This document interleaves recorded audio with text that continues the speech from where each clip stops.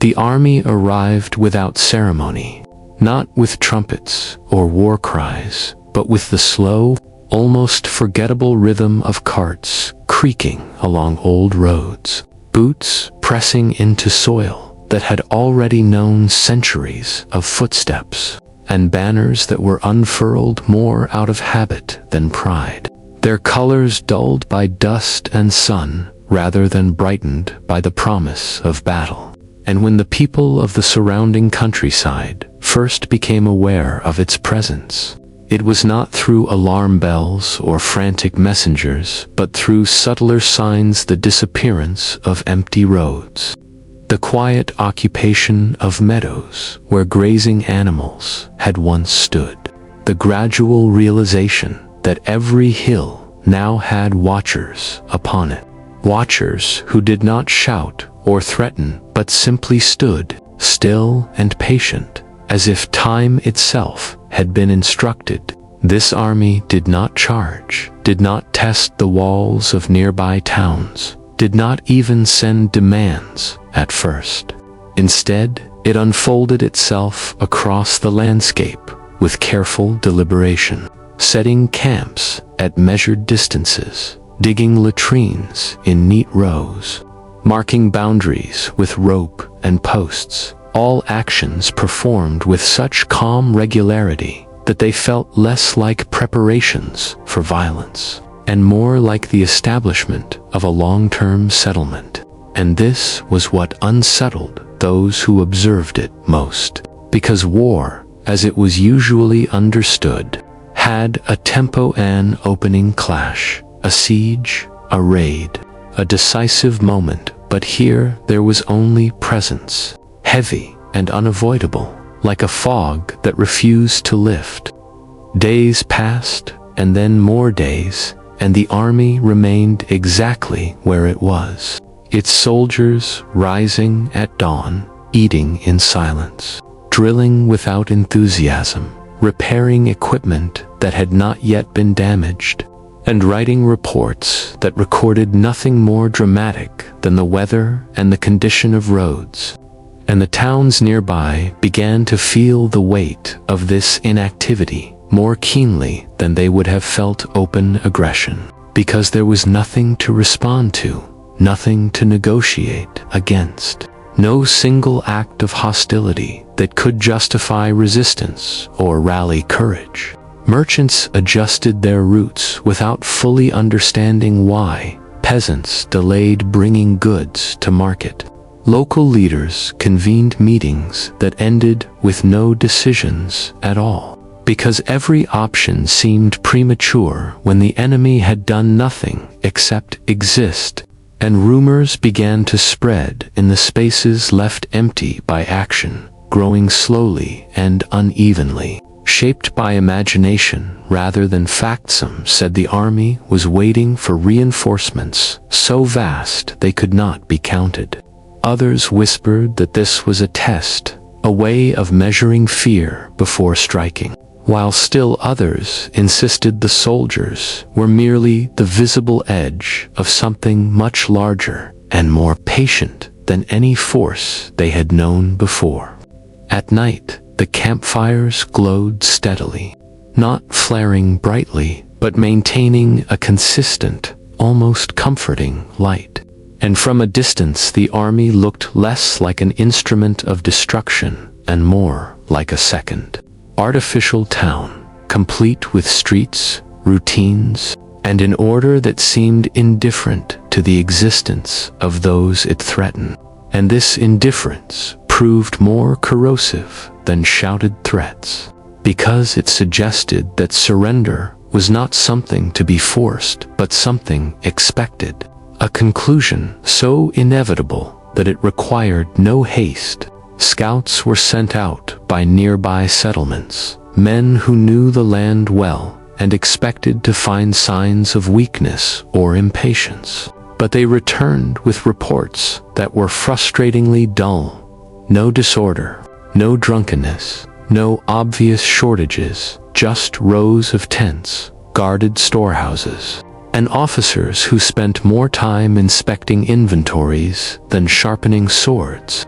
and each such report made resistance seem less plausible, because it implied that this army was prepared not just for a battle, but for time itself, capable of waiting longer than fear could endure. Even the soldiers themselves appeared untroubled by the lack of action, moving through their days with the resigned calm of people who had accepted that waiting was their true assignment.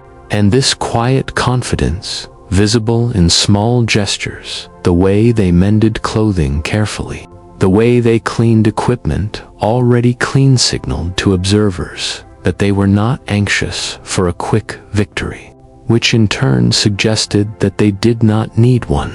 Gradually, the realization took hold among those watching from walls and farmsteads that nothing they did would provoke this army into revealing its intentions, and that this silence was itself the strategy, because every day without movement drained resolve a little further, turning fear into fatigue and fatigue into a desire for certainty at any cost. By the end of the first week, the presence of the army had become part of the landscape, as familiar and oppressive as a mountain that blocked the horizon, and people began to speak of it not as a temporary threat, but as a fact, something to be lived with or accommodated. And in this way, before a single blow was struck or a single arrow loosed, the army had already begun to achieve what countless battles failed to secure, not by demonstrating strength through action, but by demonstrating endurance through inaction, teaching those who watched that surrender was not the end of a conflict, but simply the moment when waiting finally stopped. The camps remained where they were, and as the days lengthened into a second week, the most unsettling realization settled over the surrounding lands, not as a sudden shock, but as a slow, creeping certainty. The army was not stalled, not confused, not waiting for a signal that had been delayed, but was instead exactly where it intended to be, as if its commanders had measured the landscape with invisible instruments and determined that this precise distance, neither close enough to provoke desperate resistance nor far enough to be ignored, was the optimal position from which to apply pressure without effort. From the walls of nearby towns, the camps could be seen clearly in the early morning light, their outlines sharp and orderly, unchanged from the day before. And from the fields and lanes beyond, travelers noted with unease that nothing shifted, nothing crept forward, nothing suggested impatience or frustration. And this lack of movement began to feel deliberate in a way that active maneuvering never could. Each camp was laid out with a kind of restrained precision, tents aligned, not merely for convenience, but to suggest permanence. Paths between them worn smooth by repeated footsteps, cooking areas kept meticulously clean, and storage wagons positioned as if they might remain there through multiple seasons. And the very tidiness of these arrangements carried a message that required no translation. This army was prepared to stay, to outlast anxiety, to make the waiting itself unbearable. Messages were sent from the towns, cautious and non-committal, seeking clarification, seeking demands, seeking anything that could be answered. But responses came back slowly and sparsely, written in careful, impersonal language that offered no deadlines and no threats, merely acknowledging receipt, as if correspondence itself were another tool for stretching time. And the absence of urgency in these replies eroded morale more effectively than an ultimatum ever could. Within the camps, life continued with almost monotonous regularity. Soldiers rose, ate, trained lightly, performed maintenance, and rested. Their routines visible even from a distance. And the predictability of these movements suggested not boredom, but discipline. A willingness to repeat the same day endlessly without complaint. And this quiet endurance began to feel like a kind of armor, one that could not be pierced by bravado or hurried decisions. The townspeople watched and speculated, some insisting that the army would surely move soon, that no force could justify the cost of remaining idle for so long, while others argued that this very cost was the point, that by sustaining such an apparently wasteful posture, the army was demonstrating resources beyond ordinary calculation. And this second interpretation spread steadily, because it aligned more closely with what people could see. Supply wagons arriving at intervals so regular they could almost be predicted. Guards rotating shifts with mechanical reliability. No signs of rationing or scarcity. As time passed, the presence of the camps began to alter daily life in subtle ways. Markets opened later, gatherings grew quieter, and conversations returned again and again to the same unanswered questions. And this repetition itself became exhausting, wearing down the collective will to imagine resistance. Leaders convened councils that lasted hours, yet produced little more than carefully worded statements of concern. Because without movement from the camps, there was nothing concrete to oppose. And any decision to mobilize defenses felt premature, almost foolish, in the face of an enemy that had not yet acted. And so inertia took hold, mirroring the stillness beyond the walls. Even those inclined toward defiance found their resolve blunted by the sheer patience on display. Because anger requires an object, a provocation. And here there was only silence and order, a calm that felt almost polite, as if the army were allowing its opponents all the time they needed to come to the obvious conclusion. The camps themselves became landmarks, referenced in directions and casual remarks. Their continued presence normalized to the point that children began to point them out without fear, not because the threat had vanished, but because it had become constant. And constancy dulls the edge of alarm, replacing it with a low, persistent unease that is far harder to dispel. At night, the pattern continued, fires lit and extinguished on schedule. Guards calling out the hours in steady voices that carried faintly across the fields. And this audible marking of time served as a reminder that the army was counting the days as carefully as anyone else, perhaps more so, and that it was content with the tally. Attempts were made to interpret this stillness as weakness, to convince oneself that no army would choose inaction if it possessed the strength to act. But such arguments faltered against the evidence of careful preparation and abundant supply.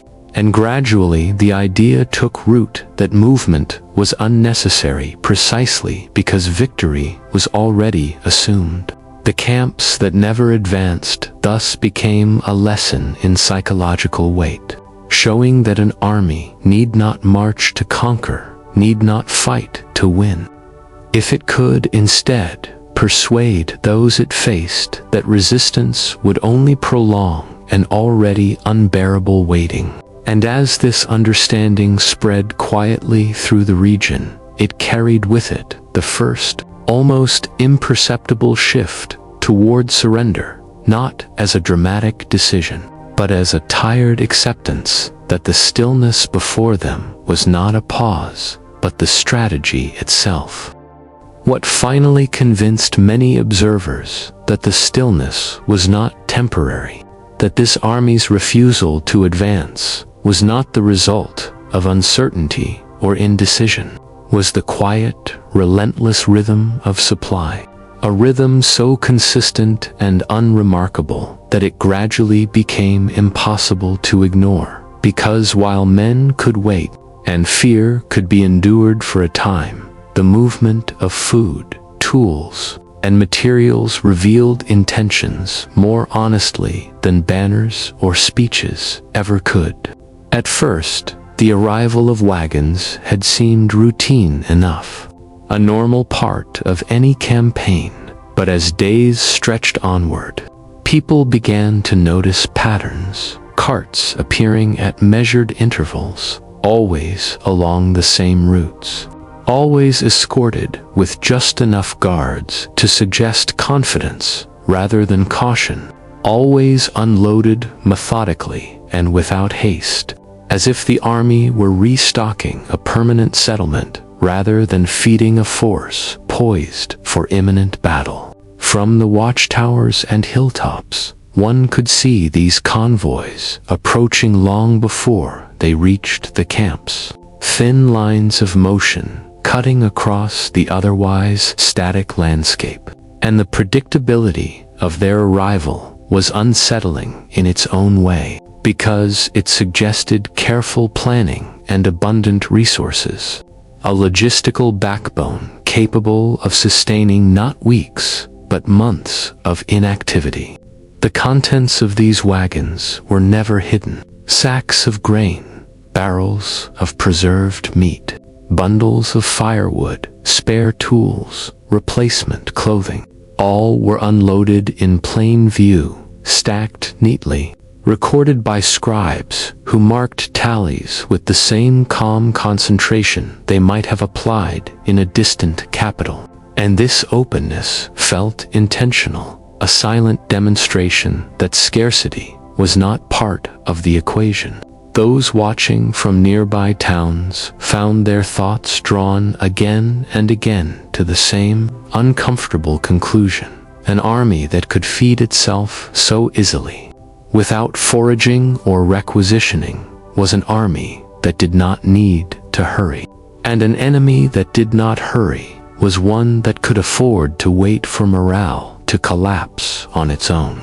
Attempts were made to downplay the significance of these supplies, to argue that such stockpiles would soon run dry, that maintaining them would become too costly. But these arguments weakened with every new arrival, every fresh load of provisions that appeared without apparent strain, and the steady continuation of this process made denial increasingly difficult. Within the camps, the handling of supplies followed the same deliberate pattern as everything else.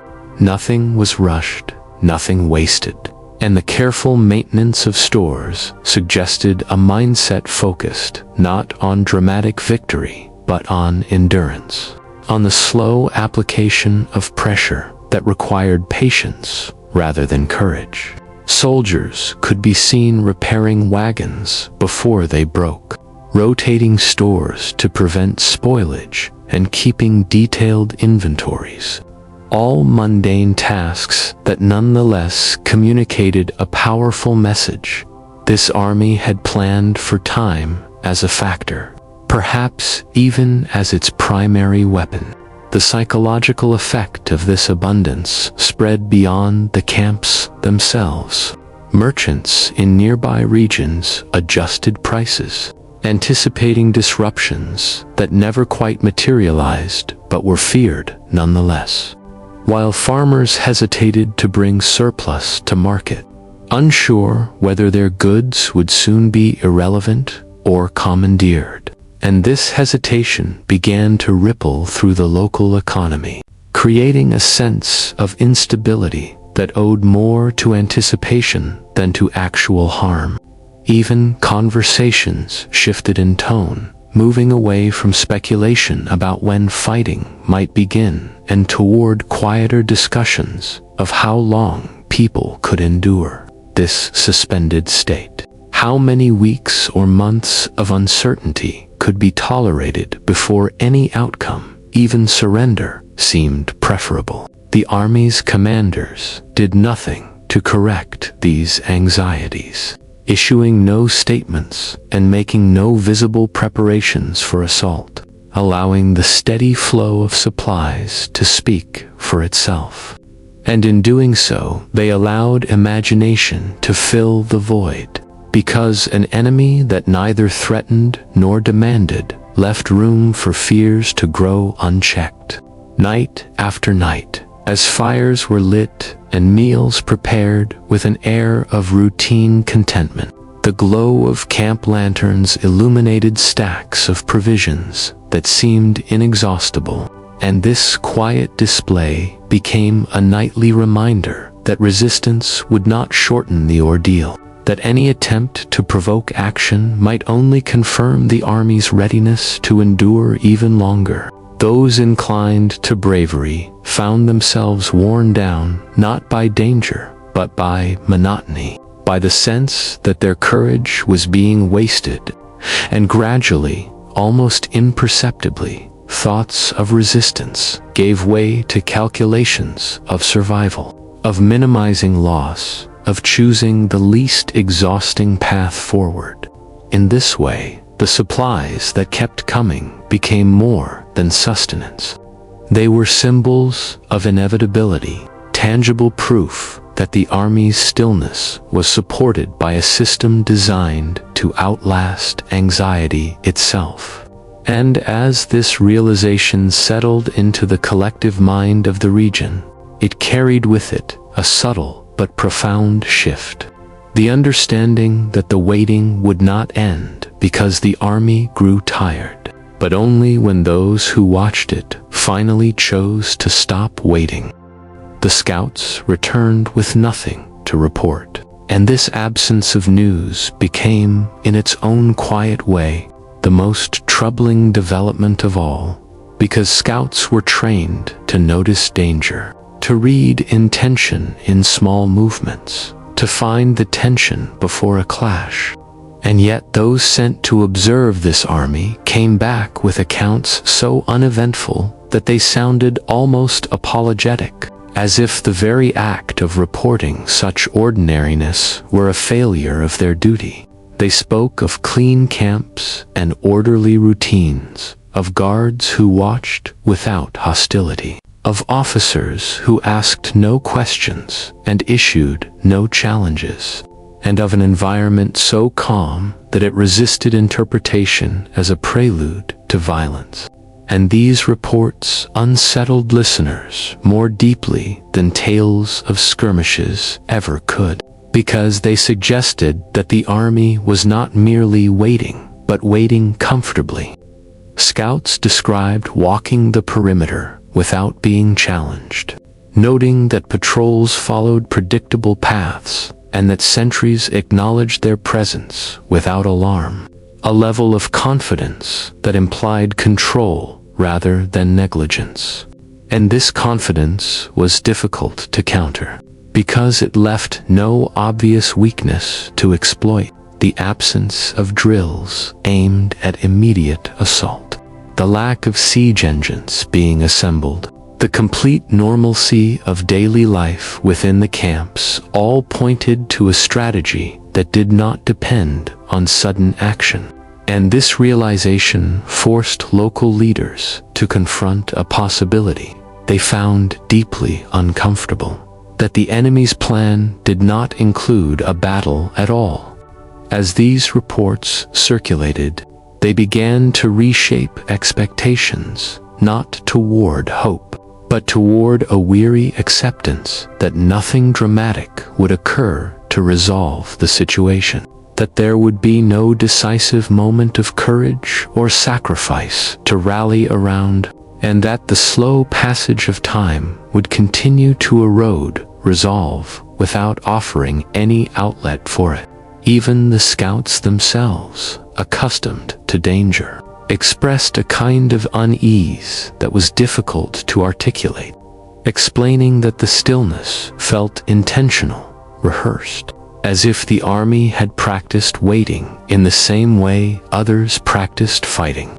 And this idea that patience could be drilled, refined, and deployed made resistance feel increasingly antiquated, a response suited to a different kind of war. The towns listened, and in the listening, a subtle shift occurred. Instead of asking when the army would attack, people began to ask how long it might stay. And this change in question marked a turning point, because it reframed the presence of the army not as a temporary crisis, but as an enduring condition. Scouts continued to be sent, if only to reassure those who demanded information. But their journeys grew shorter, and their reports more repetitive, reinforcing the sense that nothing new would be learned, that the situation had settled into a pattern from which it would not easily depart. This repetition dulled urgency, replacing it with a low, persistent fatigue, and in this fatigue, the idea of surrender began to seem less like capitulation and more like relief, a way to end the uncertainty that had seeped into every aspect of daily life. The army, for its part, appeared indifferent to being watched, making no effort to conceal its routines. And this openness deprived observers of the illusion that they might be uncovering secrets or gaining leverage, leaving them instead with the uncomfortable knowledge that everything important was already visible, and that visibility itself was part of the design.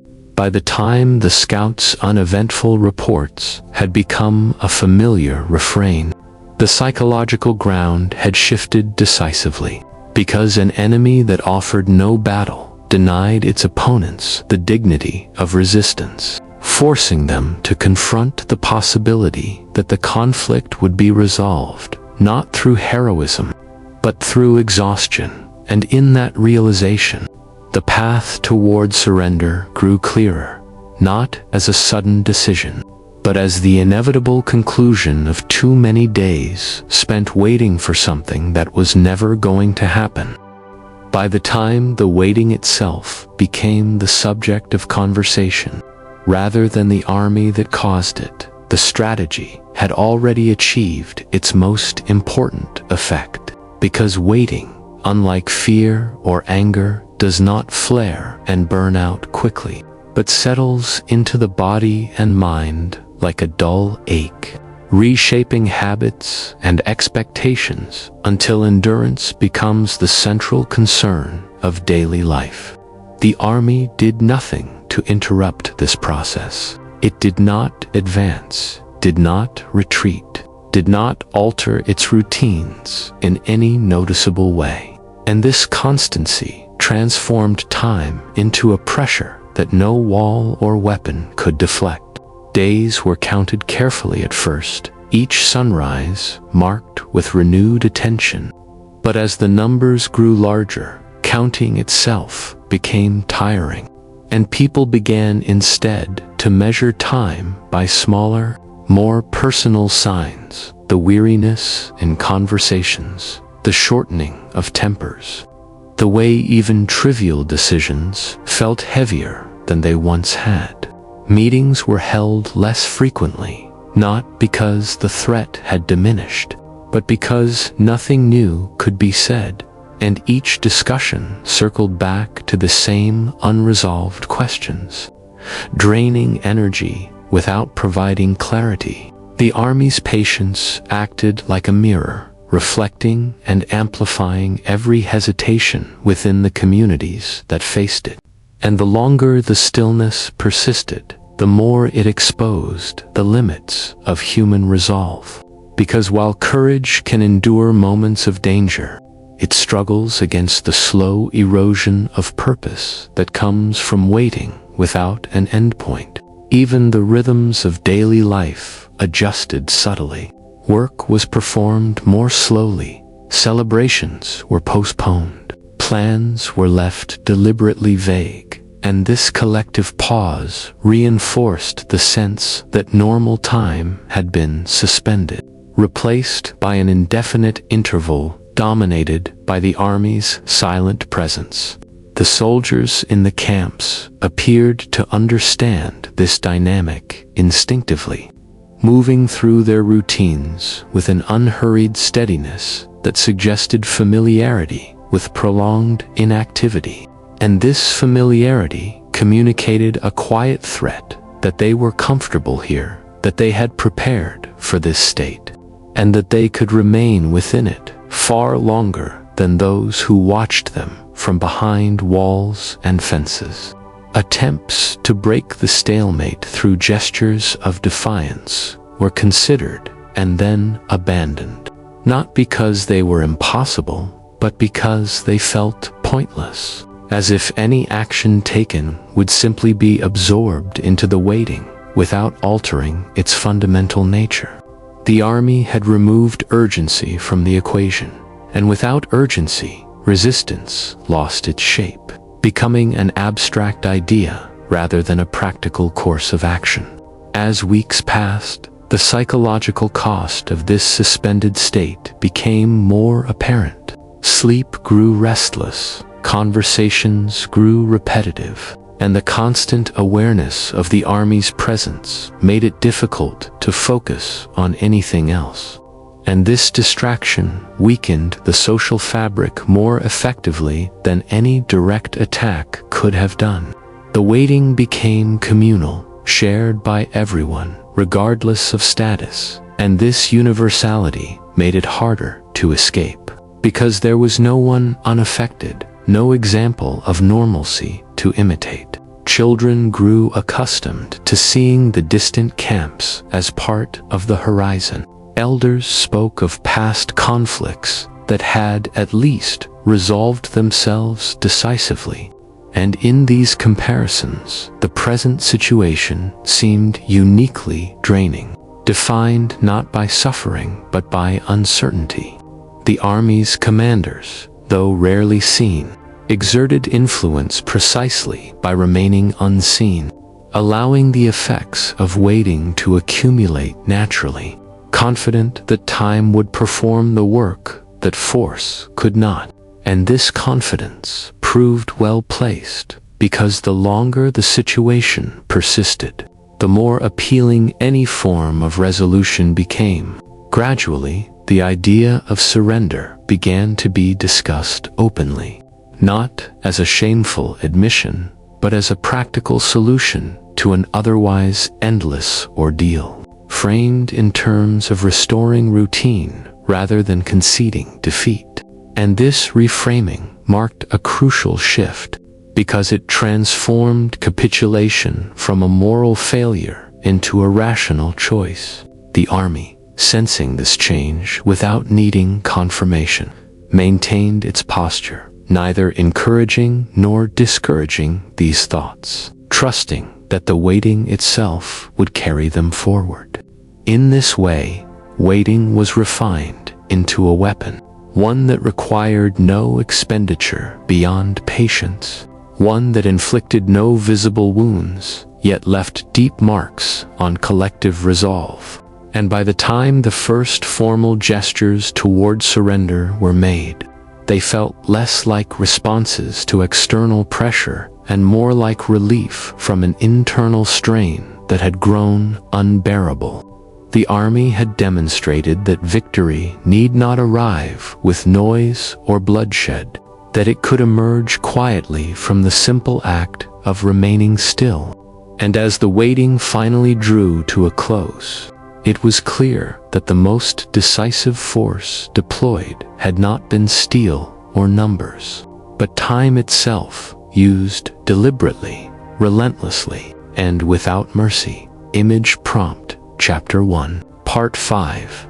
A quiet medieval town at dusk, facing a distant, unmoving army camp on the horizon. Townspeople standing silently on walls and rooftops. Long shadows stretching across empty streets. No signs of battle. the army's campfires glowing faintly in the distance. Overcast sky with fading light, muted and desaturated colors. Atmosphere of exhaustion, inevitability, and prolonged waiting. Realistic, historical, cinematic style. As the second chapter of this quiet campaign began, it was no longer the army's presence alone that shaped events, but the stories that drifted outward from it. Stories that moved along roads and riverbanks faster than soldiers ever could, carried by merchants, pilgrims, and messengers who had seen nothing dramatic, yet felt compelled to speak anyway. Because when action is absent, imagination steps in to fill the silence. These rumors did not announce themselves loudly. They seeped into conversations gradually, taking on new details with each retelling. And because there were no battles to anchor them to reality, they remained flexible, adapting to the fears and expectations of each place they reached. In one village, the army was said to be vastly larger than anyone had counted, its true numbers concealed by careful spacing and rotation, while in another, people whispered that it was only the visible edge of a greater force encamped beyond the hills, waiting for a signal that never came because it did not need to. The lack of contradiction allowed these stories to coexist without conflict, and this plurality made them stronger, because no single version could be disproven. Travelers reported that the soldiers were paid regularly and well, a detail that suggested deep coffers and long planning, while others insisted they had seen new wagons arriving even from distant regions, implying alliances and resources that extended far beyond the immediate landscape. Each such detail, whether accurate or not, reinforced the central idea that this army was prepared for a campaign measured not in days but in seasons. And this idea traveled easily because it aligned with what people could already see: an enemy in no hurry, content to let time do its work. The rumors also took on a personal quality, focusing on the imagined intentions of commanders who remained largely unseen, portrayed as patient figures who preferred ledgers to swords and schedules to speeches. And this portrayal, though speculative, resonated because it explained the stillness in a way that made sense, framing it as deliberate rather than accidental. As these stories spread, they began to influence decisions far from the camps themselves. Towns that lay along potential supply routes increased their guards, not because they expected attack, but because they feared becoming entangled in a conflict defined by waiting, while others quietly opened discussions about neutrality, hoping to avoid attracting attention altogether. The army did nothing to encourage or suppress these developments, and this neutrality allowed rumors to accumulate unchecked, each one adding a layer of perceived inevitability to the situation. Over time, the stories grew less about what the army might do and more about what resistance would cost, emphasizing delays, shortages, and the slow unraveling of daily life. And in doing so, they shifted the emotional center of the conflict, turning fear of violence into fear of endurance.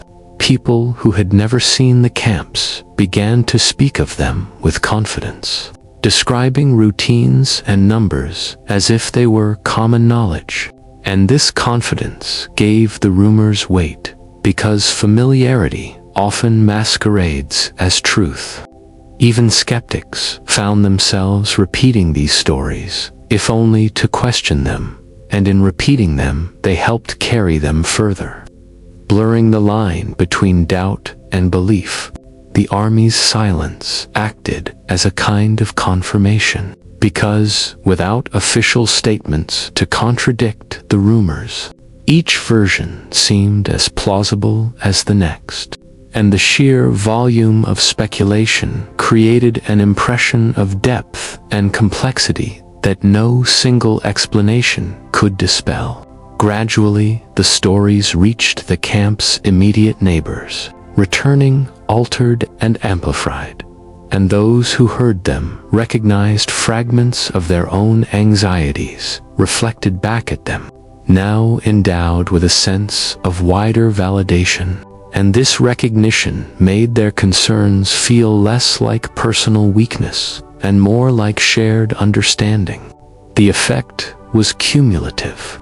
Each retelling did not merely add information but extended the perceived reach of the army's influence, making it seem omnipresent even where it was physically absent. By the time these rumors had woven themselves into the fabric of regional discourse, they had become a second front in the conflict, one that required no supplies and no movement, only the natural human tendency to fill silence with story. In this way, the army's decision to do nothing proved again to be an active choice, because by leaving space for rumor to grow, it allowed uncertainty to travel freely, shaping perceptions and decisions without ever revealing its own intentions. The waiting thus acquired a narrative of its own, one that moved ahead of the camps and prepared the ground for surrender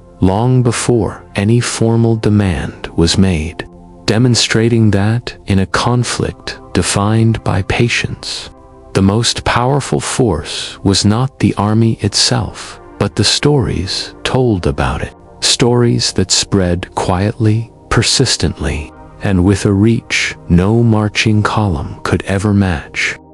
In the days that followed, it became clear that the army's influence extended far beyond its physical presence, because fear had been cultivated without the clanging of swords or the flash of battle, and it grew steadily, subtly, like ivy creeping along walls, unnoticed until it had already covered everything.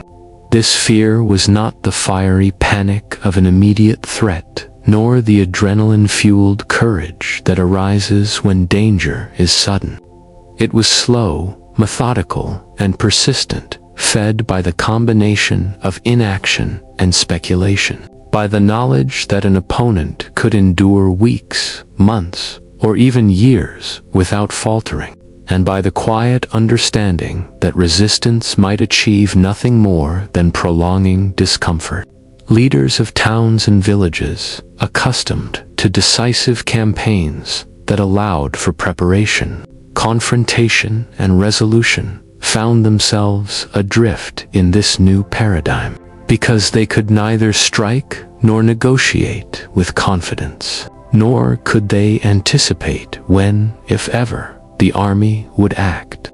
This uncertainty began to dictate behavior.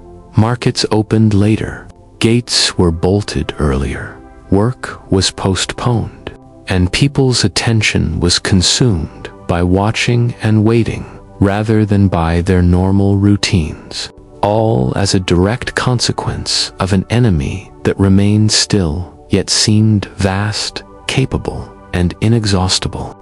Messages were exchanged cautiously, phrased in polite language that concealed growing anxiety, and even couriers who had once been indifferent to distant armies found themselves speaking in measured tones, repeating the latest rumors with a seriousness that lent them weight.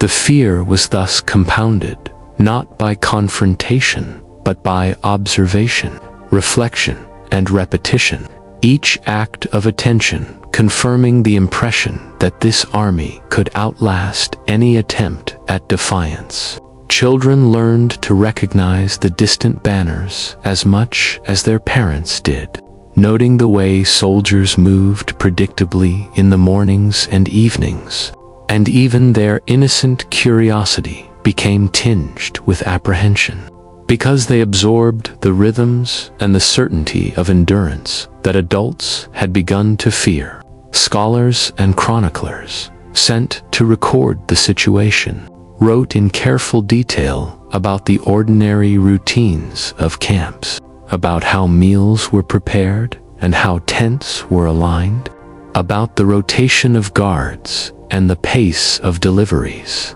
and in their thoroughness, they contributed to the sense of omnipotence that the army projected, because meticulousness itself suggested preparation and power.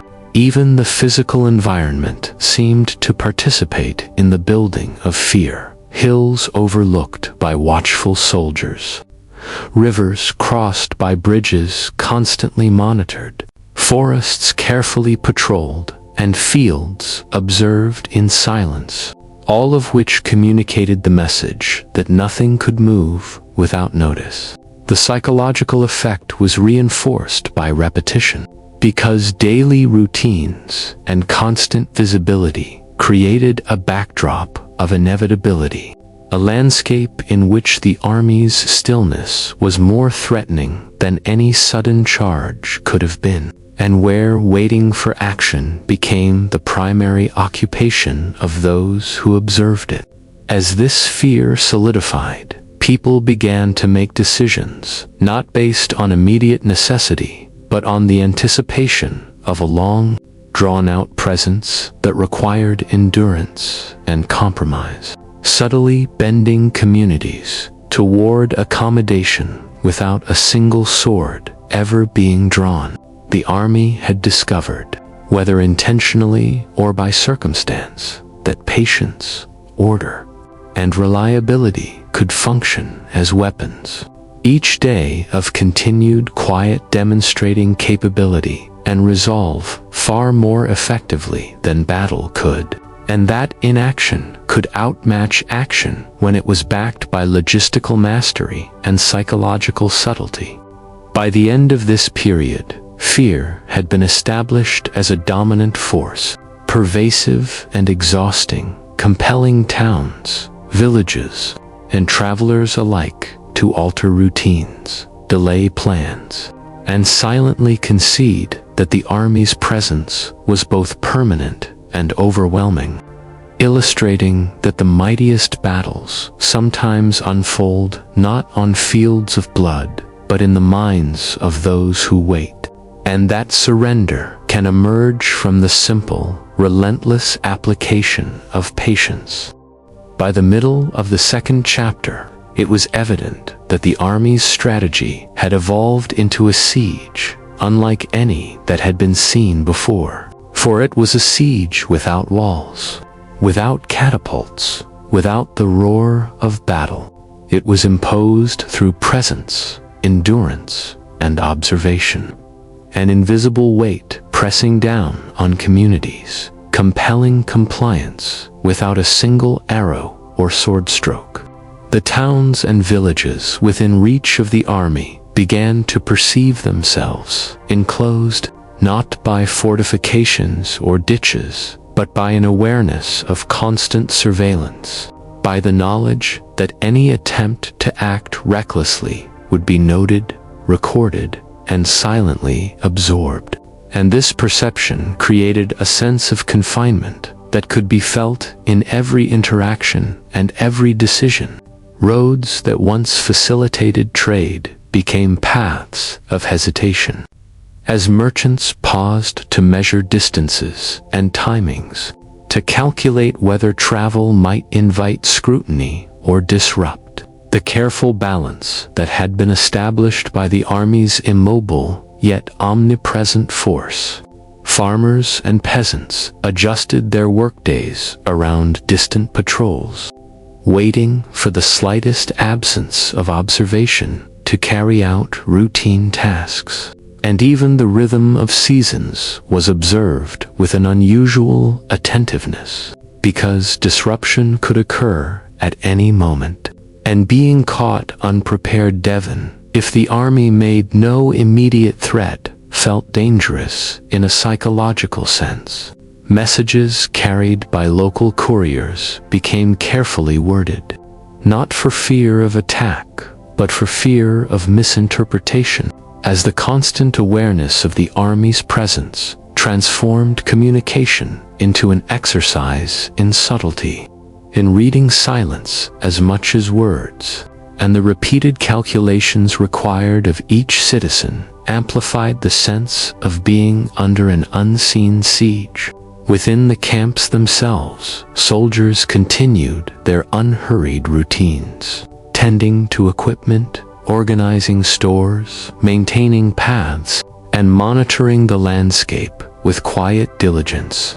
And the very ordinariness of these actions lent them a veneer of invincibility, for it suggested a force capable of perpetuating itself indefinitely, unthreatened by the passing of time, unshaken by boredom, unbowed by routine.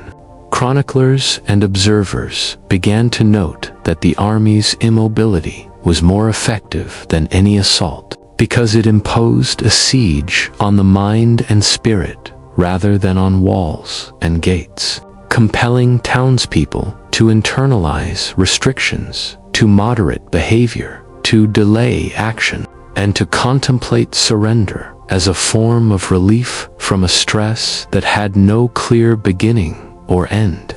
Traders, envoys, and travelers who moved through the affected regions found that the invisible siege affected not only those who were nearest to the army, but those further afield, because knowledge of its method spread faster than the movement of men and wagons.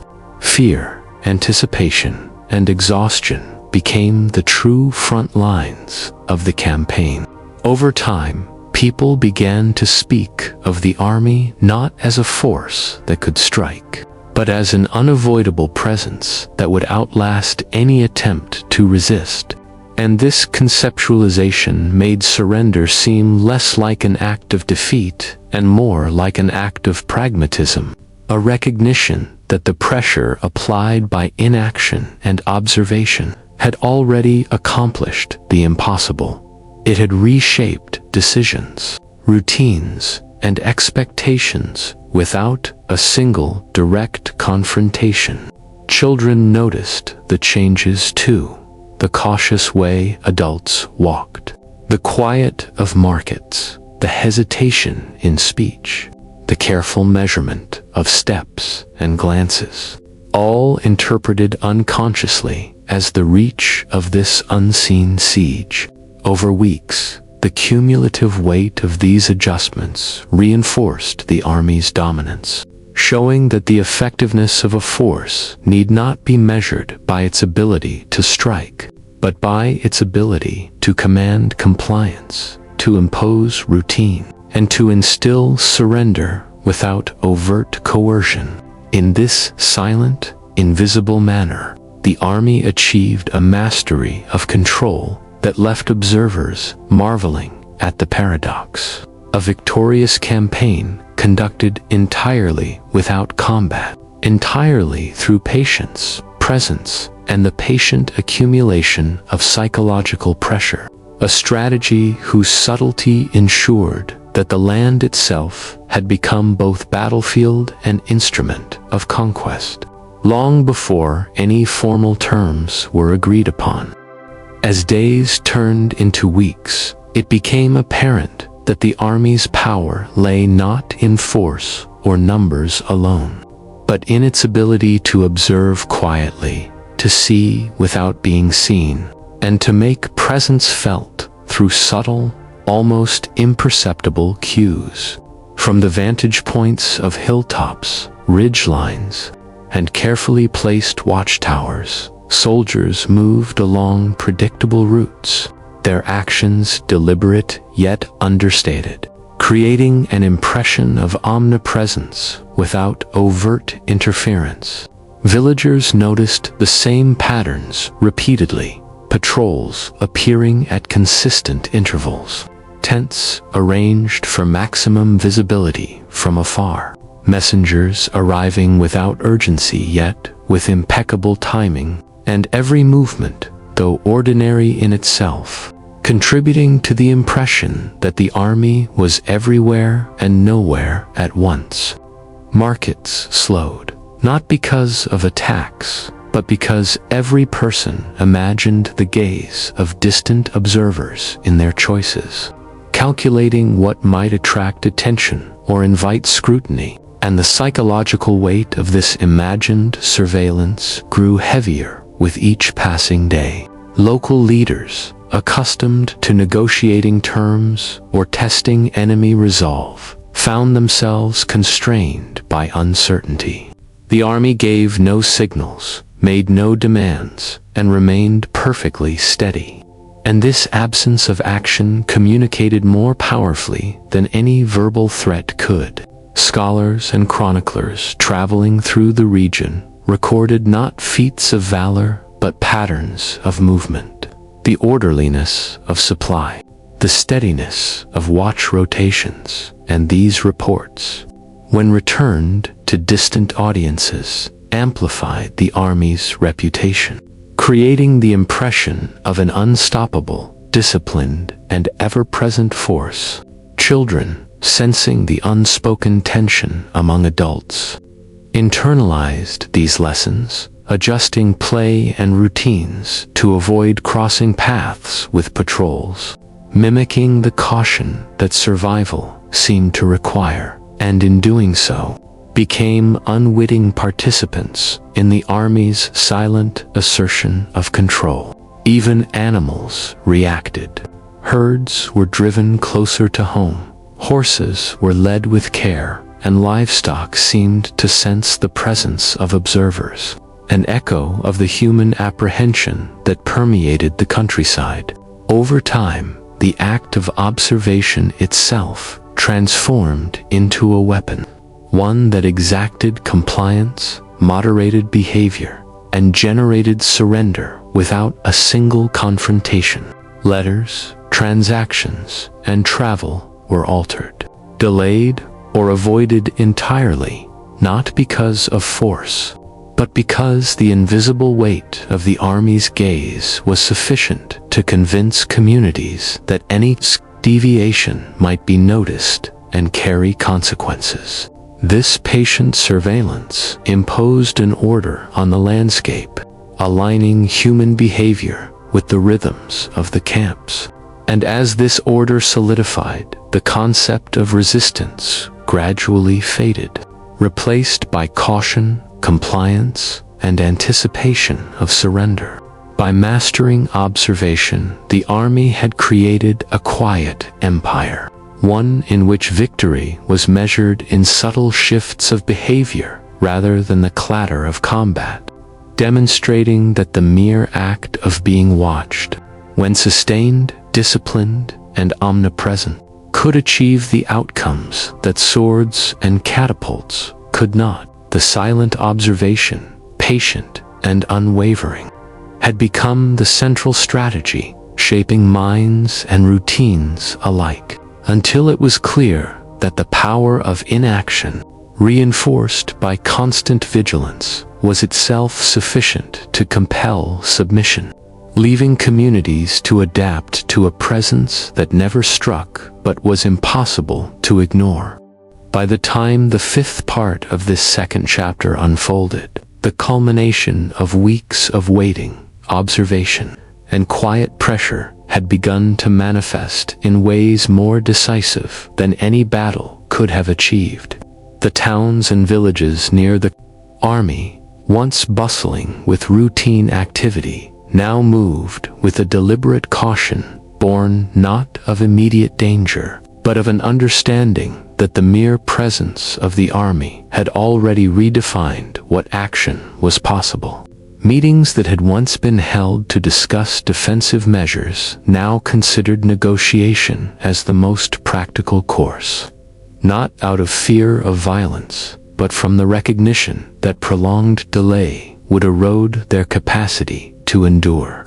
Councils of elders, leaders, and merchants weighed the cost of inaction and realized that resistance itself had already been rendered almost impossible by the physiological weight imposed by the army's patience, the endless supply lines, the meticulous routines, and the omnipresent yet silent gaze of soldiers whose discipline suggested an ability to outlast any opposition. Letters were drafted, emissaries sent, and envoys met with representatives of the camp, not because attack was imminent, but because the slow, invisible siege had done its work. It had shifted the decision-making process from courage to pragmatism, from hope to relief, and from defiance to submission. The surrender, when it came, was neither dramatic nor celebrated. It was quiet, almost bureaucratic, carried out with formal language, careful documentation, and precise acknowledgement of terms, as though the act itself were a natural endpoint to a prolonged process rather than a sudden reversal. Citizens returned to routines that had been disrupted only minimally, yet the subtle change in authority and recognition was unmistakable, a quiet acknowledgement that the army had won without striking a single blow. Observers recorded the moment with a mixture of relief and unease, noting how the human mind had been bent not by fear of death, but by the fatigue of waiting, the monotony of vigilance, and the overwhelming sense of inevitability cultivated over weeks of inaction. Children who had watched tents and patrols from hillsides witnessed the transformation of their communities, absorbing lessons in patience, discipline, and the weight of expectation, while adults reflected on the curious efficiency of a force that had achieved dominance without aggression.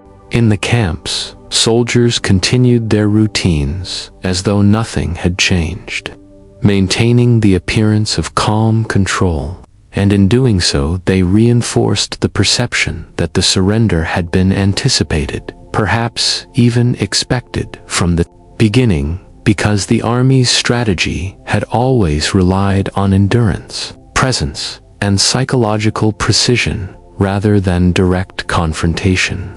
The quiet capitulation of towns and villages became a testament to the subtle art of warfare in which time, observation, and methodical patience were as potent as swords and siege engines. And the region came to recognize that inaction, when disciplined and purposeful, could accomplish what force alone often could not. By achieving surrender without battle, the army demonstrated a mastery of strategy that transcended conventional understanding, proving that the most effective weapon is often not the one that strikes first, but the one that waits, watches, and allows inevitability to unfold naturally, leaving opponents to concede before the first blow has ever been delivered.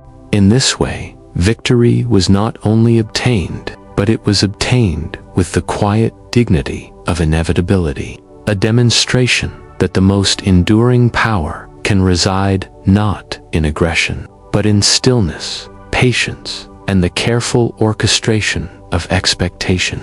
As the third chapter begins, attention turns to the minds behind the army, the commanders who orchestrated this remarkable campaign of inaction, patience, and endurance. Unlike generals in conventional warfare, they did not rely on sudden charges, overwhelming force, or heroic displays of valor to subdue their opponents. Their weapons were observation, discipline, and the meticulous management of time and perception. From the earliest days of the campaign, they had understood that the landscape, the people, and even rumor itself could be manipulated as instruments of strategy, and that victory might be achieved not through conquest in the traditional sense, but through the patient erosion of will. Meetings held within the command tents were quiet affairs, filled with the soft scratching of quills on parchment, the low murmur of officers discussing provisions, rotations, and watch schedules, and the occasional measured discussion of intelligence gathered from scouts and travelers. There was no excitement, no raised voices, no dramatic plans unfolded with flourish. Instead, every decision was weighed carefully, each potential adjustment considered in terms of how it would affect the long, slow accumulation of psychological pressure on those who observed the army from beyond the hills.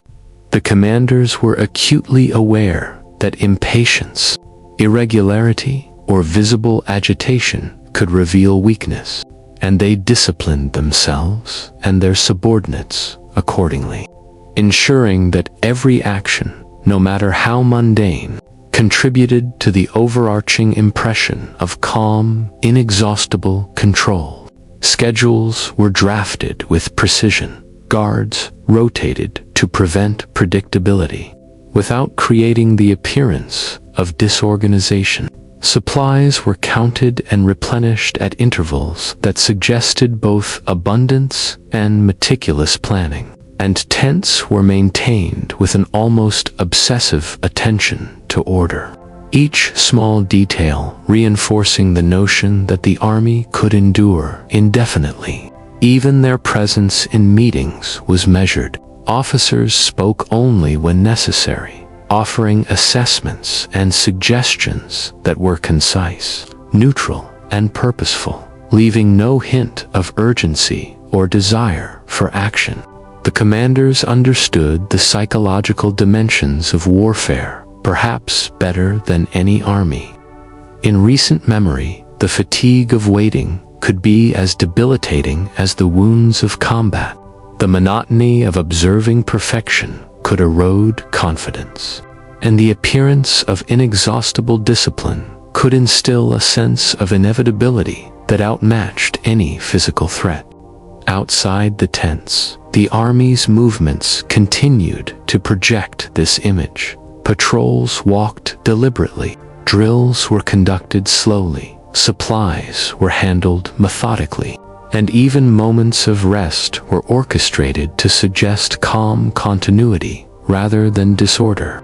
Correspondence with neighboring regions was sparse and formal, offering neither threats nor promises, and by withholding explicit statements, the commanders allowed imagination and rumor to amplify their reputation, ensuring that fear, anticipation, and respect spread faster than any direct communication could. Intelligence gathered from scouts, emissaries, and intercepted messages was catalogued meticulously, analyzed for patterns, and used to adjust routines just enough to maintain the impression of omniscience, yet never so noticeably that observers would detect manipulation.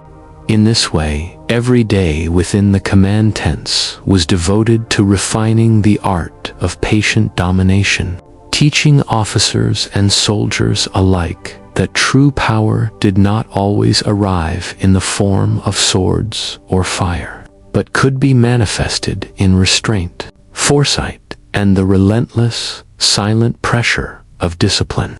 By the time neighboring villages considered their next steps, the army had already achieved a strategic advantage, not through the clash of armies or the storming of walls, but through the quiet calculations of its leaders, whose understanding of endurance, perception, and inevitability had transformed an idle force into a weapon more effective than any blade, proving that victory often belongs not to those who act first, but to those who wait, watch, and manipulate the very passage of time itself.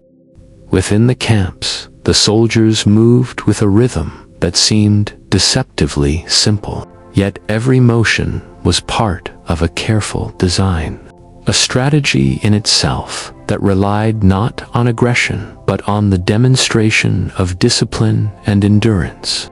Drills were conducted daily, not with the urgency of preparing for an immediate battle, but with a slow, measured precision that made even ordinary maneuvers appear deliberate and imposing. Soldiers marched in formation across the gentle slopes of the encampments, their boots pressing into the earth in regular cadence, banners fluttering lazily in the wind, and the subtle harmony of movement conveyed a sense of control that was both mesmerizing and quietly unnerving to distant observers. Each exercise was repeated countless times, often in exact replication of the day before, instilling a sense that the troops could perform indefinitely, unwearied by repetition, unshaken by monotony. And in this endurance lay an implicit threat. The army could outlast any opponent, not through combat, but through persistence. Training included not only marching and weapon handling, but the maintenance of campgrounds, the careful inspection of armor, the mending of clothing, and the organization of supplies, all performed with unwavering attention to detail.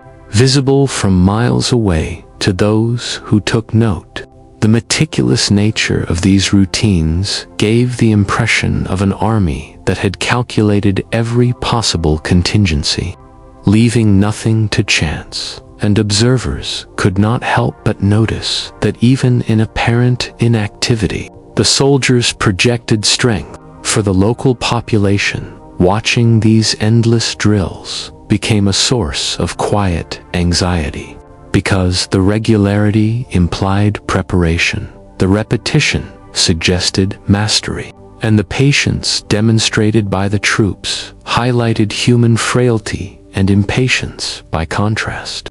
Couriers and travelers who reported back to towns described movements so precise that they appeared rehearsed for generations, creating an image of soldiers trained not merely in combat, but in the endurance of routine, a force capable of imposing psychological pressure without raising a sword. Within the camp, officers oversaw these exercises with calm attentiveness, ensuring that no break in routine would reveal weakness, while scribes and record keepers documented progress, timing, and attendance, further reinforcing the sense that the army operated like a living mechanism, each part interdependent and fully functional. Even small deviations, such as a delayed patrol or an errant cart, were addressed quietly but thoroughly, reinforcing the impression that order was maintained at all times, and that any disruption could be immediately corrected, no matter how minor. For the commanders, these drills served multiple purposes. They kept soldiers occupied, honed their readiness, and most importantly, sent a visible message to any observers that the army's power resided as much in discipline as in arms, that control over time and routine could be as formidable as control over territory. Over weeks, the repetition of drills instilled an almost hypnotic effect on the communities watching, a realization that no sudden strike was necessary when the constant, methodical presence of disciplined men could erode morale and compel compliance on its own. In this way, the endless drills became both a practice of efficiency and a weapon of patience, a demonstration that readiness and calm order can intimidate far more effectively than chaos or violence, and that an army need not advance, attack, or conquer by force when it has mastered the subtle art of enduring dominance. By simply existing in perfect, measured motion, the troops conveyed a truth difficult to resist. Resistance would be rendered unnecessary by the sheer constancy and inevitability of their preparation. As the campaign stretched into its third week, the effect of the army's meticulous routines became increasingly evident, not only within the camp but across the surrounding lands. The inhabitants of nearby villages, once confident in their ability to resist or negotiate, found themselves subtly influenced by the steady, unchanging patterns of the army. Every morning, the same patrols walked the same paths, the same supply wagons rolled along the same roads, and the same soldiers conducted the same drills in the same fields. From a distance, this repetition created an illusion of inexhaustibility, of a force that could endure indefinitely, and the human mind, sensitive to patterns and consistency, began to interpret this constancy as power. Markets adjusted their schedules, delaying opening hours to avoid coinciding with visible patrols. Craftsmen postponed work that might draw attention, and townspeople unconsciously synchronized their movements with the rhythms of the distant camps. Even decisions that were seemingly unrelated to the army's presence, marriage negotiations, trade agreements, and seasonal festivals were reconsidered or delayed, because the very constancy of the army imposed a psychological constraint on timing and priorities. The army, meanwhile, conducted its routines with unwavering attention to detail. Tents were repaired at set hours, weapons inspected systematically, guards rotated with careful precision, and supply wagons unloaded methodically, visible to anyone who cared to look. Each repetition reinforced the impression of order and patience, suggesting a force capable of sustaining itself without concern for immediate action or external interference. Scholars and chroniclers who visited the region noted these effects, recording that towns and villages seemed to bend to the army's invisible influence without a single confrontation, that compliance had emerged organically through observation and endurance rather than threat. The commanders understood the power of these routines, knowing that their steady presence could manipulate perception as effectively as any battlefield maneuver. By maintaining an unbroken cadence, they ensured that uncertainty and caution spread among observers, gradually reducing resistance and preparing the ground for surrender. Letters and reports circulated among townsfolk, describing the army's consistent behavior, further amplifying the perception of inexhaustible capability, and each retelling reinforced the inevitability of submission. This quiet influence of routine demonstrated that control need not rely on direct force. It could be exercised through time, consistency, and the careful orchestration of expectation. The army's stillness became a psychological instrument, bending the behavior of entire communities, shaping decisions, and making surrender appear not only rational, but desirable. By the end of this period, it was evident that the army's dominance was established as much through observation and methodical repetition as through size or weaponry, proving that an unwavering routine, when visible and disciplined, could impose authority more effectively than direct confrontation. The quiet influence of these routines created a sense of inevitability, a shared understanding among both soldiers and civilians that the campaign's outcome had already been determined, long before the first act of formal submission was ever required. Beyond physical presence and disciplined routines, the army's influence extended into the flow of communication, for even the simplest message could serve as a tool of strategy when wielded with patience and precision. Couriers arriving at nearby towns carried letters written in formal, measured language, offering neither threats nor demands, yet every word, every pause, conveyed authority. The correspondence was sparse, always polite, and meticulously composed. It refrained from urgency, yet hinted at the army's awareness of all movement, all decisions, and all attempts to resist. This careful ambiguity transformed messages into instruments of psychological control, compelling recipients to reconsider plans, delay actions, and question their own judgments. Those who read and reread the letters found themselves acutely aware of what was left unsaid, the silences that carried as much meaning as the words themselves. And the effect was cumulative. Uncertainty grew, and with it the sense that any action might be observed, recorded, and ultimately futile. Travelers and merchants returned with reports of the army's disciplined routines and well-maintained supplies, often adding conjecture about the size, capabilities, and resolve of the force. And these accounts reinforced the impression created by the letters. Within towns, discussions shifted from what could be done to when surrender might be the most pragmatic choice. And even skeptics found themselves constrained by the persistent pressure of perceived oversight. Commanders, understanding the subtle power of communication, calibrated every dispatch, ensuring that each note contributed to a growing perception of inevitability while avoiding explicit coercion.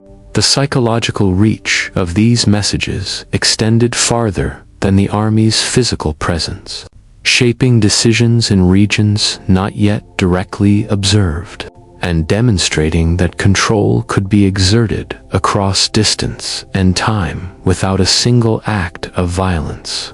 Over time, communities adapted their routines, not to avoid attack, but to conform to the expectation that every choice was noticed and that the army's patience was boundless. The careful orchestration of messages created a quiet network of influence, reinforcing the army's dominance while leaving no visible scars. And by the end of this period, it was clear that the outcome of the campaign was being shaped as much by words and perception as by tents, soldiers, and supply lines. The weight of communication, combined with observation and routine, ensured that surrender became the logical conclusion, an acknowledgement of inevitability achieved through patience and subtle pressure rather than force, proving once more that an army could triumph by commanding minds instead of fields. By the conclusion of this third chapter, the full scope of the army's unique strategy had become clear. Victory could be achieved without the clash of swords, the roar of battle, or the spilling of blood. The combination of patient observation, endless routines, meticulous supply management, and carefully calibrated communication had created a force that imposed its will through presence alone. Communities had surrendered not because of defeat in combat, but because the prolonged psychological pressure of waiting, observing, and anticipating had eroded the possibility of meaningful resistance. Leaders, once confident in their defenses, acknowledged that opposition would only prolong discomfort, disrupt daily life, and yield no tangible advantage. Letters confirming terms of surrender were exchanged with the calmness of formality. Officers in both camps noting logistics and schedules as if concluding a civil contract rather than ending a war. The townspeople returned to daily routines, yet they carried with them an awareness that their submission had been earned not through force, but through the patient orchestration of time and perception, a humbling recognition of the power inherent in endurance and discipline. Soldiers, meanwhile, maintained the same unhurried routines that had defined the entire campaign, their behavior reinforcing the inevitability of outcomes and signaling that their control remained constant even after formal surrender had been secured. Observers remarked on the paradox. The army had conquered vast territories, achieved compliance, and subdued communities without firing a single arrow or striking a single blow. Children who had watched from hilltops and rooftops would later recall the sight of ordered lines, perfectly timed movements, and the steady glow of campfires as more imposing than any charge or battle cry. A lesson in how presence and patience could shape history.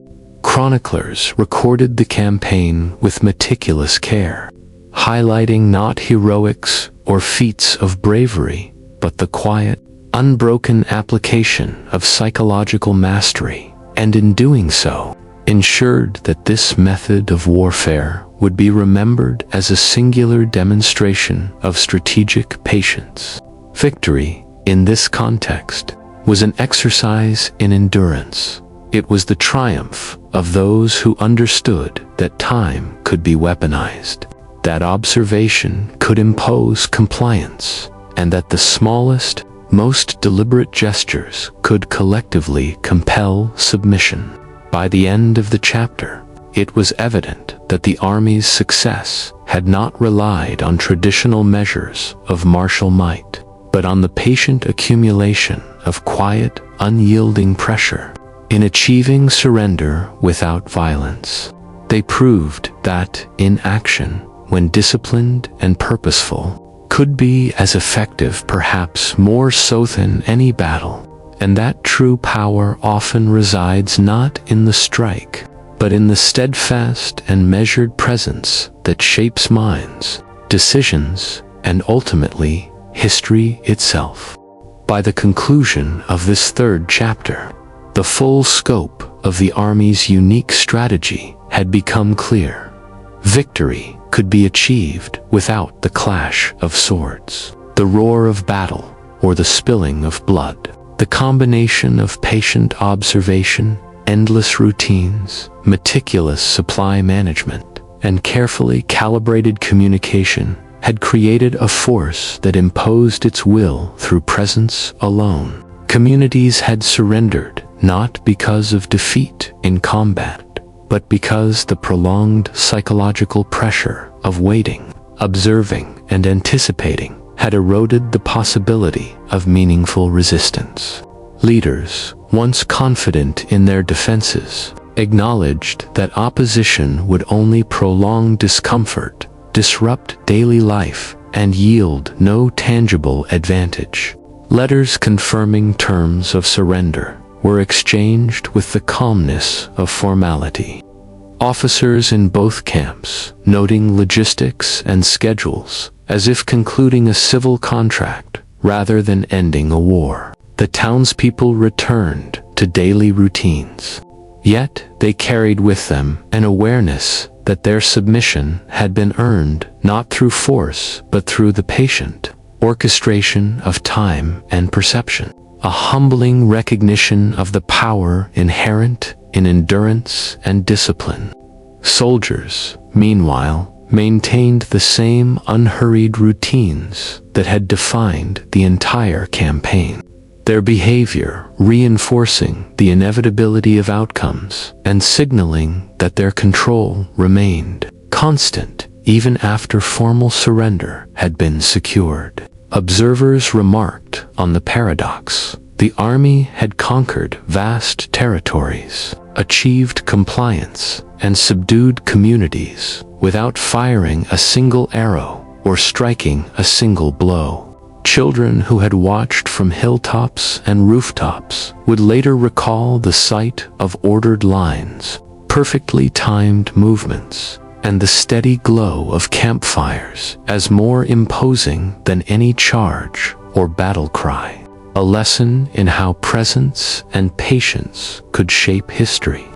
Chroniclers recorded the campaign with meticulous care, highlighting not heroics or feats of bravery, but the quiet, unbroken application of psychological mastery, and in doing so, ensured that this method of warfare would be remembered as a singular demonstration of strategic patience. Victory, in this context, was an exercise in endurance. It was the triumph of those who understood that time could be weaponized, that observation could impose compliance, and that the smallest, most deliberate gestures could collectively compel submission. By the end of the chapter, it was evident that the army's success had not relied on traditional measures of martial might, but on the patient accumulation of quiet, unyielding pressure. In achieving surrender without violence, they proved that inaction, when disciplined and purposeful, could be as effective, perhaps more so in any battle, and that true power often resides not in the strike, but in the steadfast and measured presence that shapes minds, decisions, and ultimately, history itself. As the fourth chapter continued, the peculiar power of this army revealed itself in another form, the uncanny stillness that enveloped the surrounding lands. Unlike conventional campaigns marked by the noise of preparation, the clash of arms, and the chaos of movement, this army's presence was defined by calm. Soldiers maintained routines so measured that the countryside seemed to pause around them. Villages, fields, and roads were not disrupted by sudden marches or forced requisitions. Instead, a pervasive, quiet settled, and people began to anticipate tension in places where none materialized. This calm was deliberate, cultivated with an understanding that the absence of aggression could be more unnerving than overt attacks. Patrols walked at steady paces, banners rose and fell in predictable patterns, and campfires burned with unwavering regularity. From a distance, the army appeared patient, disciplined, and infinite in its capacity to endure. And this impression weighed upon the minds of those who observed it more than any sudden assault could. In nearby towns, leaders adjusted schedules, postponed festivals, and reconsidered travel and trade plans, not because of threat, but because the constant, methodical presence of the army suggested that any deviation could be noticed, calculated, and potentially judged. Couriers delivered reports detailing routines rather than maneuvers, emphasizing consistency over movement, and travelers returned with tales that amplified the aura of omnipresence. Every act of preparation, tending tents, checking equipment, arranging supplies, was executed visibly, reinforcing the sense that the army's patience was deliberate, limitless, and psychologically potent. Merchants and farmers internalized the rhythms, waiting for cues from patrols or supply lines before acting.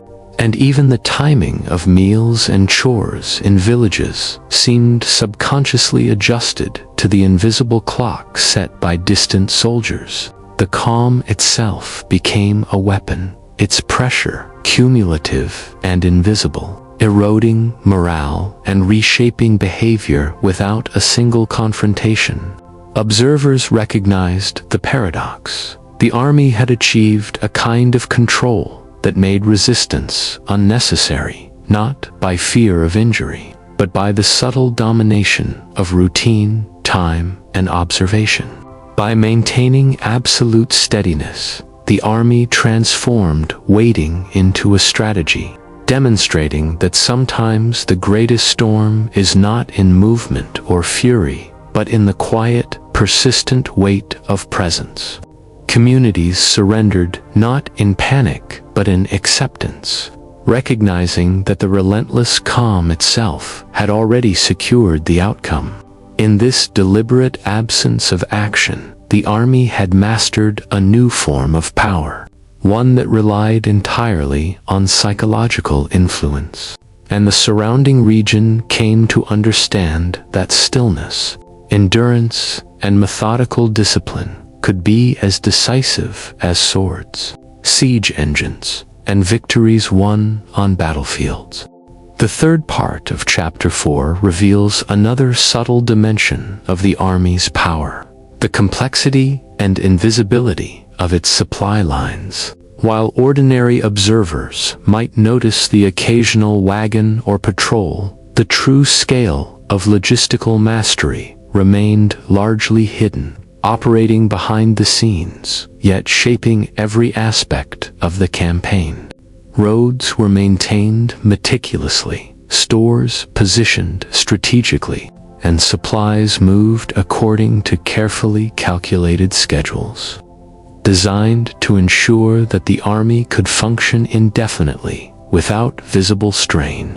Scouts reported regularly, documenting the condition of terrain, the flow of rivers, and the movement of travelers, feeding the commanders information that allowed them to anticipate disruptions before they could affect operations, even when no activity was directly visible to townspeople.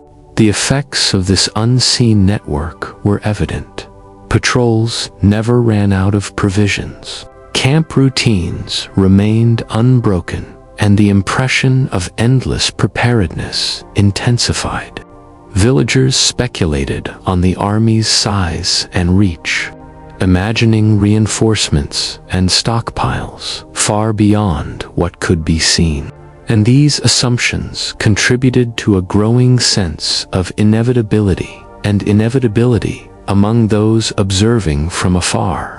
Within the camps, soldiers handled tasks with meticulous attention, knowing that the success of the strategy depended as much on precision as on endurance. Barrels were stacked according to weight and consumption schedules. Wagons were checked repeatedly for wear, and pathways were cleared of obstructions even before they became a problem, creating a seamless rhythm that reinforced the image of an army that could never be caught unprepared. The commanders understood that visibility was selective, enough to impress and influence, but never so much as to reveal the complexity that made the army's endurance possible. For townspeople, this meant living under the impression of infinite capability, as though the army's reach extended everywhere simultaneously. Even rumors of supply convoys, often exaggerated as they traveled, reinforced this perception, making resistance feel futile and surrender a rational, almost inevitable choice. The unseen supply lines exemplified the campaign's defining principle. The most effective power is not always visible, and the quiet mastery of logistics can dominate minds and communities as effectively as any force on the battlefield. Over time, the army's control over provisioning and movement created a psychological pressure that complemented observation and routine, completing a triad of strategy's presence, discipline, and sustenance that together rendered opposition unnecessary. By the end of this part, it was clear that victory had been orchestrated as much in silence, calculation, and planning as in numbers or weaponry, demonstrating that the unseen and methodical operation of supply lines could command obedience without a single act of violence. By the fourth part of Chapter 4, it became evident that the army's most formidable weapon was neither sword nor shield, but the deliberate cultivation of psychological pressure through patience. From the very beginning, the commanders understood that human minds are more susceptible to prolonged uncertainty than to immediate threats.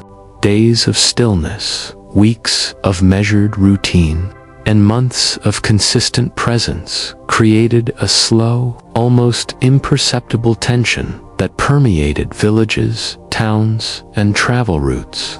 The observers of the army's behavior, merchants, peasants, and local leaders, found themselves constantly recalibrating their decisions, not in response to action, but in anticipation of it. Every patrol, every supply convoy, every minor adjustment in camp layout communicated stability, endurance, and inevitability. People began to internalize the army's pace, subconsciously syncing their own routines to the rhythm of distant soldiers. Sleep schedules, market hours, and communal gatherings shifted subtly, aligning with the perceived patterns of the army, while any deviation felt risky, as though unseen eyes might measure and judge their choices. Letters sent to towns included carefully neutral phrasing, refraining from threats or ultimatums, yet the calm authority of the text implied oversight, fostering a sense of accountability and constant observation. Travelers returned with tales emphasizing consistency rather than numbers, drills rather than assaults, and these stories reinforced the impression of omnipotence. Leaders and councils, recognizing the invisible pressure exerted by patience itself, found that the psychological burden of waiting eroded resolve faster than any battle could have, making surrender appear rational and relief imminent. Children and youths, observing the world through the eyes of adults, absorbed caution and anticipation as natural behavior, illustrating how patience, when wielded deliberately, could shape even the youngest generation. Within the army, commanders encouraged soldiers to maintain perfect steadiness, to act without haste, and to project calm confidence, knowing that the perception of endless endurance was more intimidating than any actual combat. The psychological manipulation achieved through patient observation, routine, and unbroken presence became cumulative, layering stress, doubt, and anticipation across entire communities. By the end of this part, it was clear that the army had mastered a subtle, non-violent form of warfare. Patience itself, applied with precision, could bend minds, alter behavior, and achieve compliance without a single sword drawn. Victory, in this context, was the quiet triumph of endurance, control, and strategic calm, demonstrating that the slow pressure of time and observation could be wielded as effectively as the sharpest blade. As the fourth chapter drew to a close, the army's strategy reached its ultimate expression, the triumph of inaction. Unlike conventional campaigns defined by battles won, sieges endured, and territories seized by force, this campaign achieved success through patience, discipline, and methodical presence. The army's unhurried routines, visible yet non-threatening movements, meticulously managed supply lines, and carefully worded correspondence combined to create a perception of inexhaustible power. For nearby communities, the outcome was clear. Resistance was futile, not because of immediate danger, but because the slow, consistent pressure of observation and endurance had already worn down the will to oppose. Town leaders, merchants, and local officials recognized that surrender would preserve resources, maintain safety, and restore normalcy far more effectively than defiance. The act of capitulation was quiet, almost bureaucratic, carried out with formal acknowledgement rather than ceremony, reflecting the subtlety and restraint of the campaign itself. Soldiers continued their routines as before, their measured steps and orderly behavior reinforcing the sense that the army's authority remained absolute, even after submission had been granted. Observers marveled at the paradox. Victory had been achieved without combat, yet the results were indisputable. Children who had watched tents and patrols from afar absorbed lessons in patience, discipline, and the power of presence, understanding that force is not always physical, and that control can be exerted through endurance and psychological mastery. Chroniclers documented the campaign in meticulous detail, emphasizing not the clash of swords, but the orchestration of time, observation, and routine, ensuring that this remarkable method of conquest would be remembered for generations. By the end of this part, it was evident that the army had demonstrated a revolutionary principle in action. When applied strategically and with unwavering consistency, can be as decisive as any battle. The triumph of inaction illustrated that true power resides not only in what is done, but in what is withheld, and that patient, deliberate restraint can compel submission more effectively than aggression. The surrounding region, having witnessed the campaign's subtle yet absolute effectiveness, understood that the most formidable force is not always the one that strikes first, but the one that waits, watches, and exerts control quietly, methodically, and inexorably. As the final chapter begins, reflection turns to the enduring legacy of the army that conquered without striking a single blow.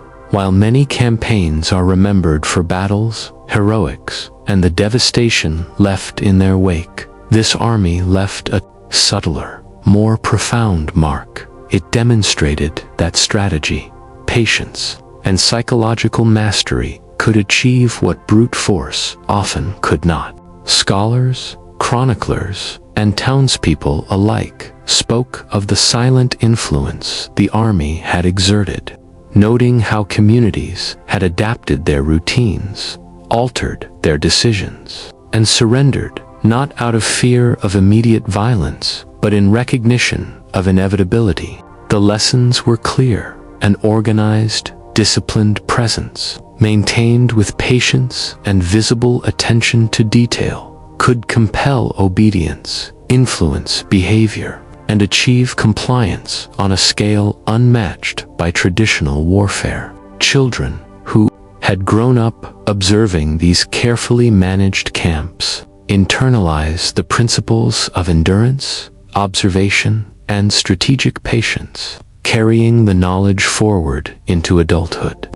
Merchants and traders recounted the army's meticulous logistics, the disciplined drills, and the relentless, yet non-threatening routines, emphasizing that even absence of action could wield power. Leaders reflected on their own decisions, realizing that surrender had been the logical, rational choice in the face of invisible pressure, and that the campaign had reshaped their understanding of what constitutes strength. Chroniclers documented not heroic battles or dramatic confrontations, but quiet strategy, emphasizing the psychological and organizational achievements of the army, ensuring that future generations would understand the unique nature of its power. This legacy extended beyond immediate territories. Neighboring regions began to reconsider how force and authority could be projected, observing that influence does not require aggression, but can be accomplished through endurance, patience, and visible competence. The army's impact was thus as much intellectual as physical, teaching lessons in human psychology, societal behavior, and the long-term effects of consistent, measured control. By the end of this reflection, it was evident that the silent army had achieved something extraordinary. It had rewritten the rules of engagement, demonstrating that domination could be achieved through subtlety, foresight, and the careful orchestration of time and perception. The legacy was enduring, a testament to the power of restraint, discipline, and the patient application of strategy that reshaped minds, communities, and the very concept of victory itself. The second part of the final chapter highlights the extraordinary influence of rumor and perception in amplifying the army's power. While the force itself remained patient and methodical, word of its discipline, endurance, and unyielding routines spread far beyond its physical reach. Carried by travelers, merchants, and messengers, every retelling, whether accurate or exaggerated, magnified the aura of inevitability surrounding the army. Villagers spoke in hushed tones about soldiers who never tired, tents that seemed endless, and supplies that never dwindled.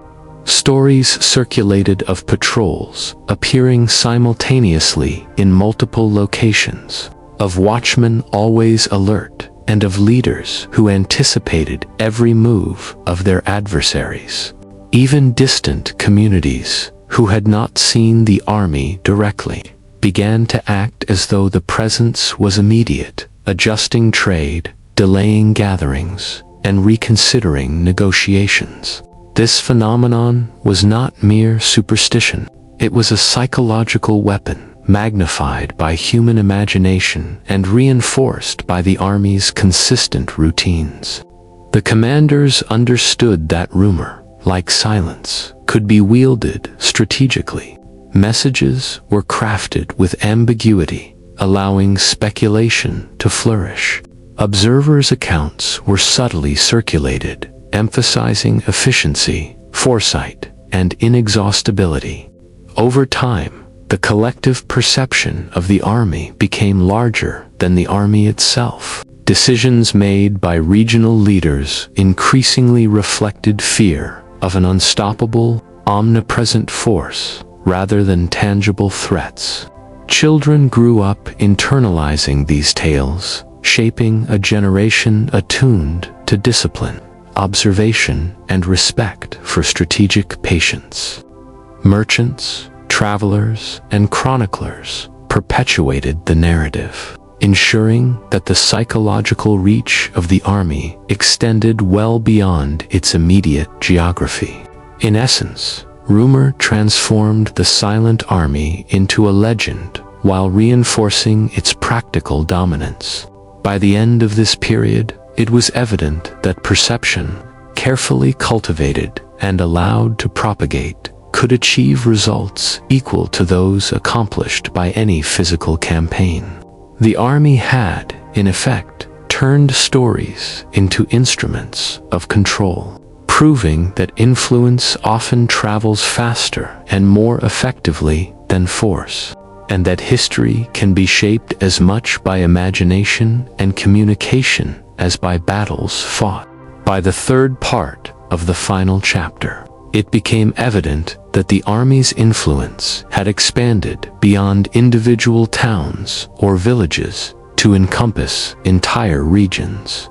The combination of disciplined routines, visible organization, careful communication, and the amplification of rumor created a network of psychological control that reached communities far beyond the immediate vicinity of the camps. Regional leaders, observing the meticulous consistency of the army and hearing the accounts of travelers, merchants, and messengers, recognized that defiance was impractical and that compliance offered the only sensible course. Roads were cleared, trade adjusted to the army's rhythm, and local militias, once confident of resistance, became hesitant or even inactive, their energy sapped by the relentless psychological pressure exerted through observation and rumor. The surrender of one town often prompted others to capitulate preemptively, creating a cascading effect across territories.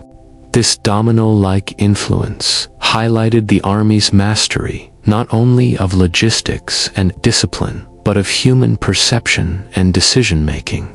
Communities learned that submission, conducted without dramatic force, was the most rational response to an enemy whose patience and methodical presence seemed limitless.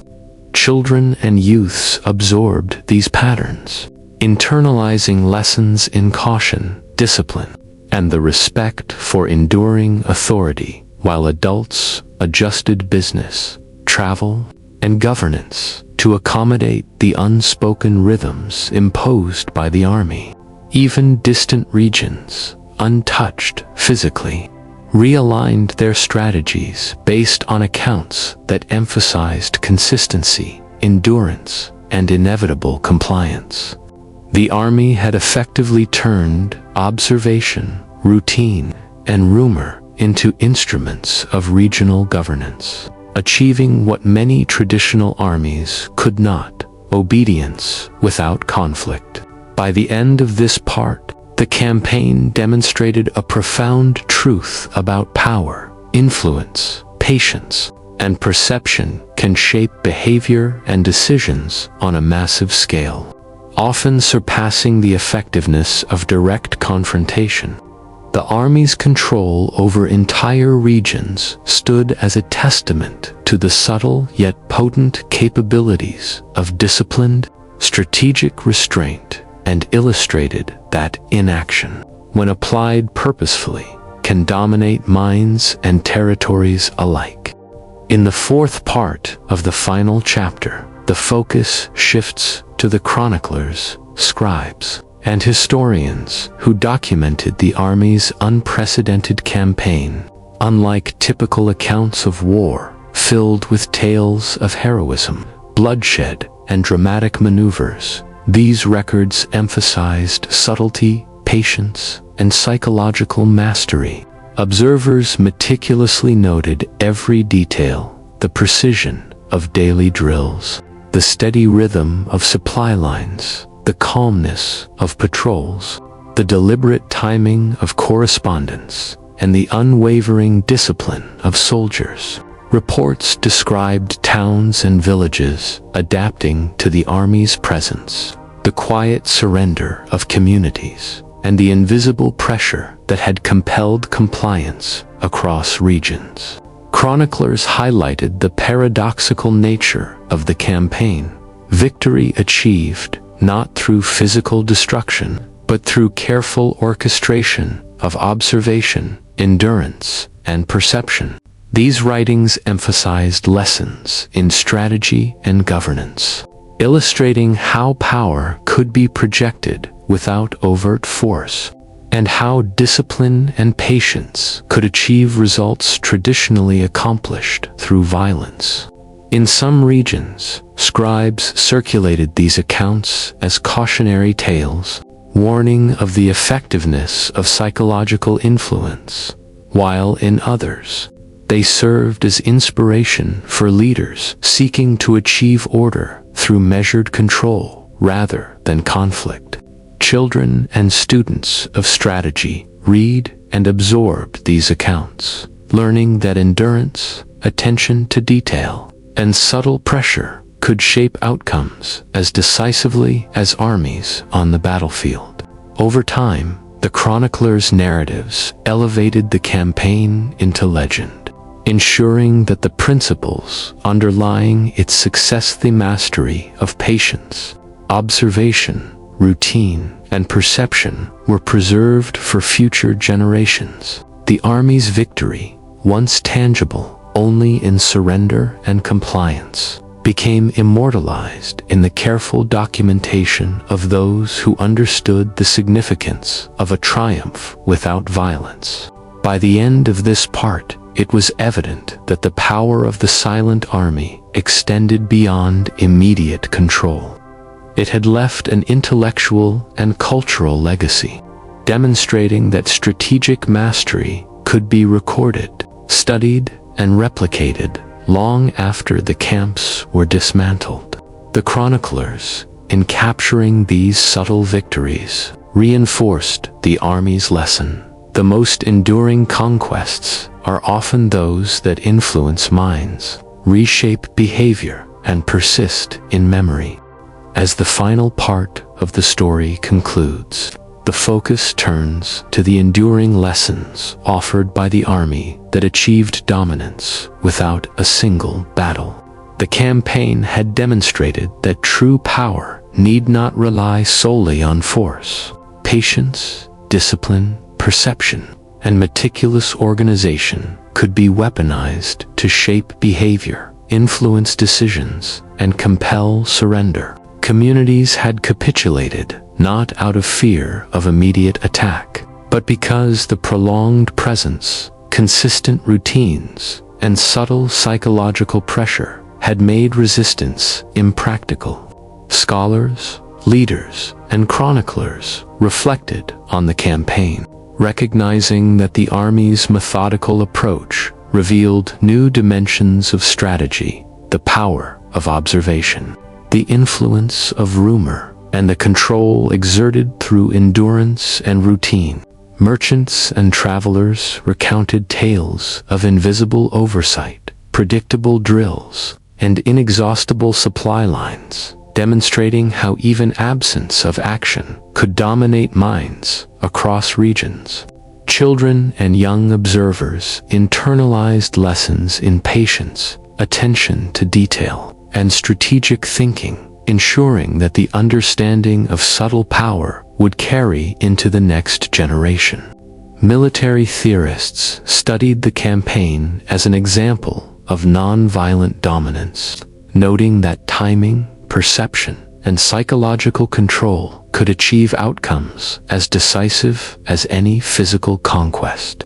The army's triumph challenged traditional notions of warfare, proving that victory could be orchestrated through restraint, consistency, and careful planning, leaving opponents to surrender voluntarily rather than be forced. By the end, the story left a singular lesson: influence, endurance, and the deliberate application of psychological pressure can be more effective than aggression. And the mastery of such subtle strategies can reshape societies, alter behavior, and leave a lasting imprint on history. The legacy of this silent army serves as a reminder that sometimes the most profound victories are won not with bloodshed, but through patient orchestration, foresight, and the quiet exercise of control.